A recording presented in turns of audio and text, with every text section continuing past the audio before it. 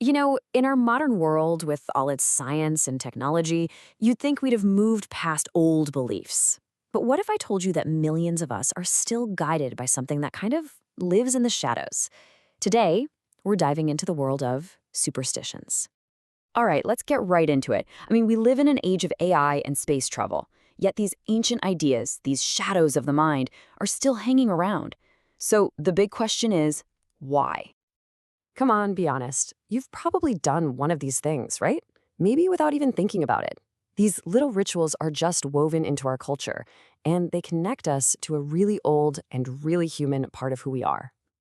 I just love this quote. It reframes superstition not as some simple mistake, but as something, something more creative.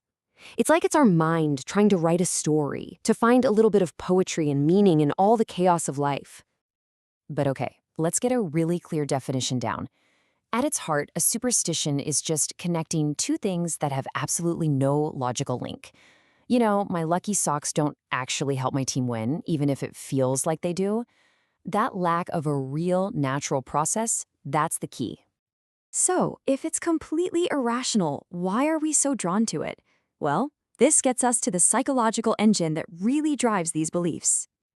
See, our brains are basically pattern-finding machines. It's how we survive for so long. But sometimes that system goes into overdrive. When we're facing something we don't know, our brain is desperately looking for a pattern, any rule, any connection at all, just to feel like we have some control.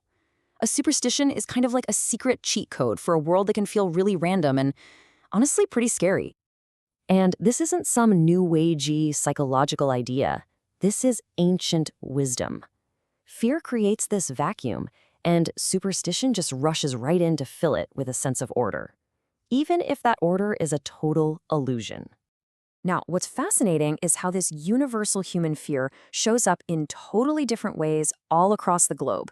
So let's take a quick world tour. We'll start with the classic. In a lot of Western cultures, the fear of the number 13, triskaidekaphobia, is so real that buildings will literally skip the 13th floor. Think about that. An irrational fear with very real-world results. Okay, here's another one you'll know for sure.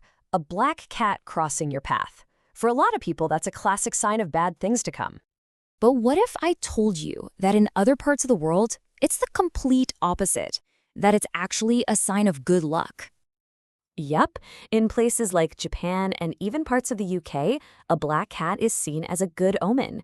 This is the ultimate proof that it has nothing to do with the cat and everything to do with the meaning a culture decides to give it. And the list just goes on and on, from Nazar charms, meant to ward off the jealous evil eye, to the whole idea that an itchy palm can predict whether you're about to get money or lose it.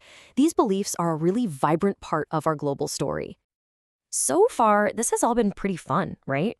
We've been talking about these things like they're harmless quirks. But it's really important to understand that there is a line. And when that psychological engine behind superstition goes too far, it can become a serious barrier to progress. Voltaire just nails it with this quote. Superstition is a distortion. It takes our genuine human search for meaning, the wise mother, and it twists it into something irrational, something that doesn't make sense, the mad daughter. So here's the bottom line. There's a huge difference between knocking on wood for fun and, say, refusing proven medical science because you saw a bad omen. One is just a cultural quirk, the other is genuinely dangerous. And this comparison really puts it all into perspective, doesn't it? Healthy traditions connect us to our history and help preserve our culture. But superstition, well, it often traps us by preserving ignorance. So, if superstition is the shadow, what's the light? How do we find our way forward without getting held back by these fears that have no basis in reality? The answer, as the economist Adam Smith pointed out a long time ago, is science. And not just the facts and figures, but the method, the process of asking questions, looking for evidence, and thinking critically. It's the perfect antidote. So what does that path forward actually look like? Well, it starts with two really simple but powerful questions. Why and how? Instead of just accepting things, we can get curious. We can think critically. We can choose to build our lives on a foundation of logic, not just luck. So let's just quickly bring it all together. Superstitions are born from our fear and from our need for control when things feel chaotic. And yeah, they might give us a little comfort sometimes, but they can also lead to more anxiety and even prejudice. The best cure we have? It's education and a real commitment to critical thinking. I think this is just the perfect way to think about it. Superstitions can feel comfortable, familiar, like a pair of old shoes.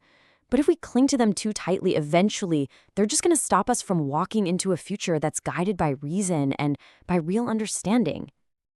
And that really leaves us with a final question for you to think about.